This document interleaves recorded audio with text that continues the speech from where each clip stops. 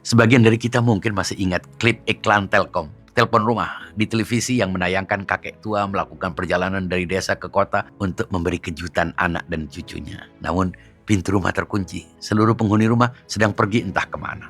Pria tua yang malang itu pergi dengan sedih dan kecewa di bawah guyuran hujan deras. Iklan itu menyampaikan pesan halus kalau saja memasang telepon dan menggunakannya untuk menghubungi sang anak, kekecewaan itu tak perlu terjadi. Iklan yang terasa seperti peninggalan dari peradaban analog itu justru menjadi cermin ironis bagi zaman kita. Dalam dunia yang terobsesi dengan efisiensi, lambat menjadi konsep yang hampir kriminal. Setiap detik harus dioptimalkan, setiap menit harus produktif.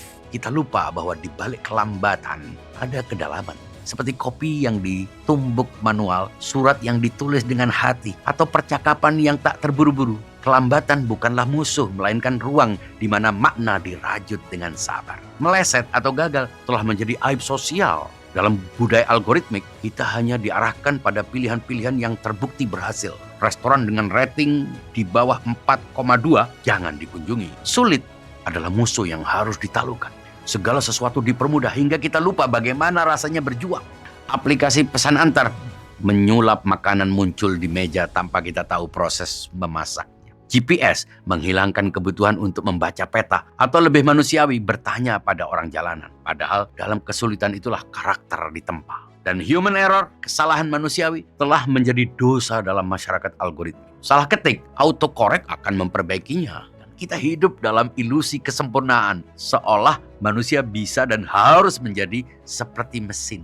Yang paling tragis, inefisiensi kita basmi tanpa ampun. Setiap pemborosan waktu, setiap detik tak produktif, setiap sumber daya yang terbuang, semua harus dioptimalkan. Padahal dalam inefisiensi ada ruang untuk hal-hal tak terduga, percakapan tak direncanakan, penemuan tak sengaja, atau sekedar duduk diam menatap langit.